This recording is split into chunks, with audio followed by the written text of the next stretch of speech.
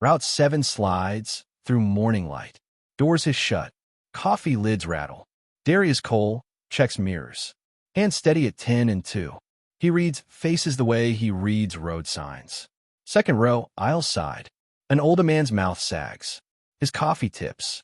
A word breaks apart before it becomes sound. Ruth, he tries to say. His right arm drops from the rail like a rope gone slack. The woman beside him turns fast enough to lift her scarf. Help, she says. Not a scream. A plea. Darius flicks hazards. Signals. Eases the bus to the curb with a smooth line that keeps people on their feet. Park. Brakes set. He keys the radio. Base. Operator 714. Possible stroke.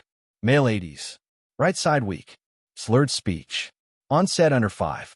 Third and older. Request EMS. He is already in the aisle. He crouches to the man's eye level. Sir, I'm Darius. Look at me. He gives a small smile with one side of his mouth. Show me your smile. One corner of the man's mouth lifts. The other does not. The wife's hands tremble on his shoulder. What's his name? Darius asks. Walter, she says. Walter Ellison. Okay, Ms. Ellison. Keep him upright. Keep him with you. He turns to the front. Folks, we are stopping for a medical emergency. Please stay seated. A rider starts to stand. Darius opens his palm. The rider sits. A nurse in scrubs moves up the aisle. I'm May, she says. ER nurse. He needs the clock. On set, Darius asks Ruth. 10 minutes. Maybe less. Under 10, Darius repeats to the radio. He pulls the AED case and sets it where his hand can find it without looking. He notes time. He notes breath. He notes the way Ruth's fingers tighten and then release in small waves. Sirens rise. Lights wash the windows. Paramedics climb the steps 2 at a time. Darius gives a clean handoff. Age. Signs. Timestamps. Medication list on a card Ruth pulls from her wallet with shaking hands. A medic nods and starts the work. Another medic looks Darius in the eye and says, Good call. Ruth squeezes Darius's forearm before she steps down a ride with her husband. Thank you, she whispers. You held him. We did this together, Darius says. He breathes. He calls base to report clear after EMS. Silence. Then a dry voice he knows. Operator 714. Return to depot. Bring keys to Office B. He drives back through a city that looks the same and feels different. In the depot, Office B smells like toner and lemon cleaner. A man in a slim suit stands at the end of a long table. Hands folded like blades. Caleb Morton, he says. Wrist chair. Darius stays standing. You created exposure, Caleb says. Aggressive curb stop. Passenger distress. You escalated without consulting dispatch for protocol. I called base, Darius says. He was having a stroke. Caleb slides a paper across. Suspension pending termination. Reckless stop. Brand risk. Surrender badge and fob. Brand risk, Darius repeats. You would keep a bus moving while a man's mouth stops. I would keep process, Caleb says. We have a donor line for the Ellisons. Donor line does not open arteries, Darius says. Time does. Caleb's smile goes flat. This is not a debate. Badge. Darius sets his fob on the table. He reads the bottom of the form. Dashcam file is transit property. Do not share outside HR. He looks up and speaks in a level tone. If you bury the truth, the city will dig. A shoe scuffs the doorway. Talia Kim, another operator, leans in with her phone. You will want this, she says. She plays a clip of dispatch audio from a training day. Caleb's voice. Remind operators to discourage 911 unless it is catastrophic. We cannot wear sirens on every PR sheet. The dispatch lead answers with a strained copy. Caleb says, internal training. Out of context. It is a record, Talia says. And so is the bus. Darius's phone buzzes. An unknown number. He lets it ring. It rings again. He answers. This is Claire Ellison, a woman says. Calm voice. Clear vowels. My father is stable. He asked for the driver who stopped the bus. Tell him I am here, Darius says. Come to River Point Medical, she says. And thank you. Darius pockets his phone. Through the glass wall, Caleb watches him leave. Darius's screen lights again as he pushes through the depot doors. A photo fills it. His little sister leaving school. A line below the image. Keep quiet or the next photo goes everywhere. Stay with this. Watch the full video to see how a bus camera, a daughter's word, and a crowd of riders force the truth into daylight. He saves the number. He forwards the threat to his union rep. He pockets the fear and walks to a coffee shop on the corner. He opens his notebook. He writes a timeline. 8:42 departed depot. 9:56 light at 3rd turned green. 9:57 Walters face changed. 9:58 hazards. 9:59 911. He adds names. Mei Chun, Talia Kim, Mr. Dominguez at the corner store. He prints his call log. He files a public request for the 911 audio. Ana Morales texts back from local 169. Bring your notes, she writes. We lock this down. At the union hall, she lays out a binder, 2 pens, and water. You stopped. You called. Now we paper it, she says. She sends preservation letters to Transit Legal and the Inspector General. Telematics, radio logs, dashcam, and interior feed. Any training directive that mention 911. Any memo about brand risk. They walk to 3rd and Alder. Mr. Dominguez shows them the store camera. It sees the bus slide in, hazards pulse, a hoodie kid step into the lane to wave the ambulance. He burns a copy to a thumb drive. People ask me for sugar, he says with a laugh. No one brings sugar back. Today you put sugar on a hard morning. May meets them at River Point. He got the drug in time, she says. Window was open because you opened it. Dr. Priya Rungun joins them with a tablet. Imaging confirms ischemic stroke, she says. Treatment given. Early response noted. That curbs save brain. Ruth sits by Walter's bed. Her hands are steady now. They said you were under review, she tells Darius. They said you made a scene. I stopped a bus, Darius says. That is the scene. Claire listens, eyes focused. Send me the threat, she says. Send it to the Inspector General, too. My family will not be used as a reason to hurt you. Darius sends the image and number. The Inspector General, Arjun Patel, replies fast. Received, he writes. Preserve everything. Do not reply to the threat. We are opening an administrative review. Transit IT releases the interior feed to HR, the union, and the IG at the same time. The clip shows what happened. The aisle. The calm voice. The handoff. There are no artifacts. Ana logs receipt. She starts a list titled cuts and edits. She leaves it blank for now. HR sends an interim email that tries to balance on the fence. We will hold your suspension while we review, it says. Do not drive any route. Caleb moves on another front. He schedules a fast operator conduct hearing at the transit board. The agenda gives him the opening statement, and most of the time, it gives the union 5 minutes. It gives the public none. Claire calls. We will be there, she says. We are not donors today. We are family. A second email from HR lands that night. It includes a link to an interior feed with visible jumps in time. The radio call is gone. The nurse's voice is gone. Darius forwards it to the IG with a dry line. Either the bus learned to time travel, or someone cut this. Ana calls. Someone is playing with evidence, she says. We will put that on the record. At his apartment, Darius sits at the kitchen table with a bowl of stew his mother sent. He eats 3 warm spoonfuls and sets the bowl down to breathe. His porch camera pings. He opens the app. A hooded figure slides a manila envelope under his door and walks away. Inside, he finds a printed email thread. Top line from Caleb. Confirmed deletion of Operator 714's radio clip from training repository. We don't need copycats. He scans the footer. It lists 2 recipients. One is a training analyst who started last month. The other is a contractor who builds compliance slides. He snaps photos of each page. He sends them to Ana and to the IG.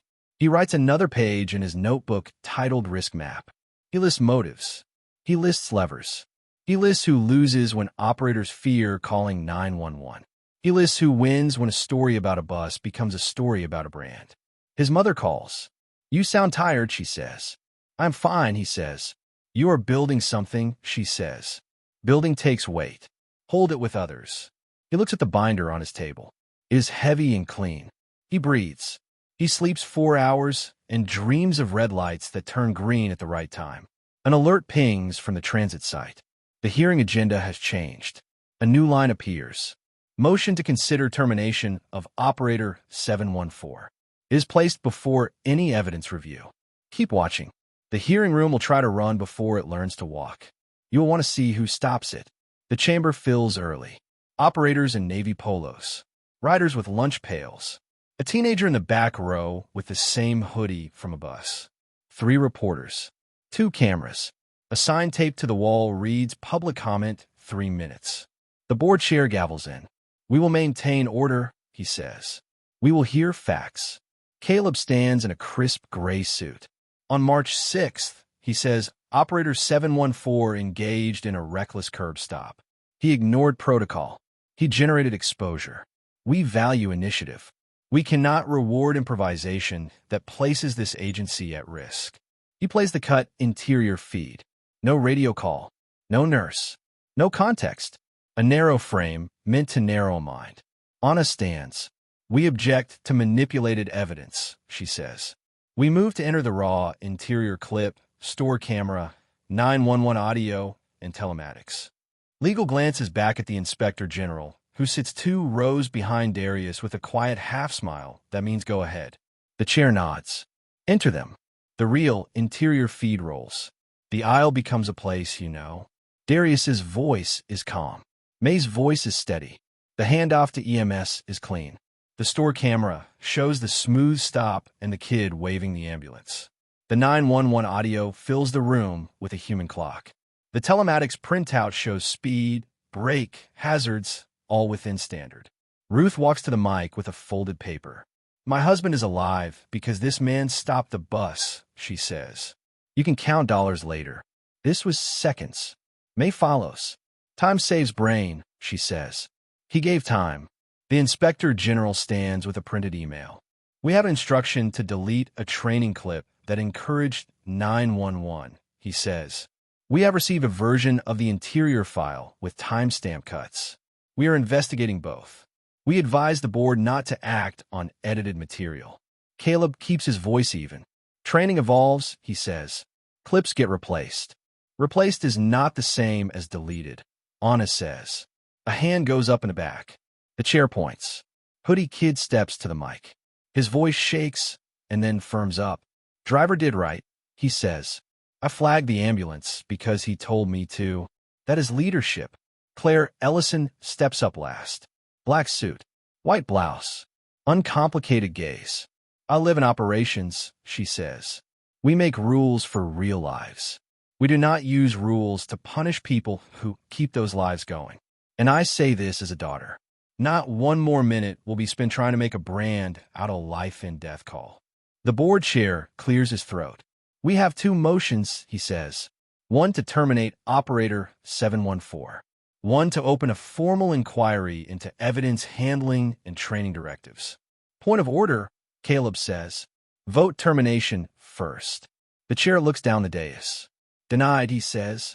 Inquiry first. Hands rise. The inquiry passes without a single no. Caleb's mouth tightens. The chair turns to termination. Hands go up in a split line. Tie. The chair looks at the general manager. You're the last vote, he says. The GM looks out at the room. At Darius. At Ruth. At the kid in a hoodie. At an ER nurse who just finished a night shift. At an inspector general with a file that looks like it will grow teeth. He speaks. No termination, he says. We will draft emergency rules today. Caleb leans back, expression blank. The IG's pen moves once across a small page. The chair orders a recess to write the rule. As people stand, a side door opens. Walter appears on a tablet, propped by a nurse. Do not fire the driver, he says, slow and firm. Give him my seat if you need one. Keep going. The rule they write changes more than paper. Watch the full story to see how it leaves the room and becomes a way to work. The board returns. The chair reads from a single page. When a passenger shows signs of a life-threatening event, operators must stop at the nearest safe location and call 911. No operator faces discipline for choosing safety. Dashcam and interior clips of medical events are protected. Anna lets out a breath that sounds like a prayer. Someone claps, then many clap. The chair allows it. The sound fills the chamber, not loud but strong. Outside, wind gusts down the steps. Ruth takes Darius's hand. "Walk with us," she says. They cross to River Point together. Walter's room is bright. Blinds set the light in gentle bars. He reaches for Darius's arm. "Bus," he says and smiles with both sides of his mouth now. "Not perfect. Enough." Claire leans in the doorway. "We're not done," she says. "We will fund AEDs on every bus. We will help build training. We will support a hotline operators can call when someone tells them to keep quiet. Make the training paid," Darius says. "Post the hotline on the wall." "Done," Claire says. The Inspector General's report lands a month later. It confirms the instruction to delete a training clip. It lists the changes in the cut interior file. It names names. Caleb resigns with a flat statement about philosophy. The city marks his file. No one cheers. People go back to work with better rules on the wall. The transit agency runs a new 4-hour class twice a week. Operators clock the hours. The first module is called Seeing. Darius teaches it. 1 slide. 2 words. Faces first. May teaches how to keep your hands gentle in a wild minute. A paramedic shows how to give a clean handoff. Anna covers how to file a report and protect yourself from pressure. The hotline goes live. A retired operator answers calls with a steady hello. The Ellisons underwrite AEDs for every coach. A small brass tag on each case reads, "For the mornings." You do not notice it unless you kneel to open the box. That is the point. On a Saturday, the agency hosts a block-long Neighbors First Day under the viaduct. Not PR. A working fair. Operators practice radio calls at a demo bus. Kids learn how to wave an ambulance from the sidewalk without stepping into traffic. Ruth and Walter stop by quietly, hand in hand. They do not make a speech. They bring a tray of cookies and leave it on a table with a small handwritten note. "Thank you for stopping." Darius goes back to Route 7. He drives like always. Eyes forward. Mirrors checked. Hands ready. He does not look for crisis. He looks for people. He lowers the bus for an older man in a loud hat. He helps a mother fold a stroller. He nods at the teenager in a hoodie, sitting near the back, beat-up sneakers planted, eyes a little softer than they were last month.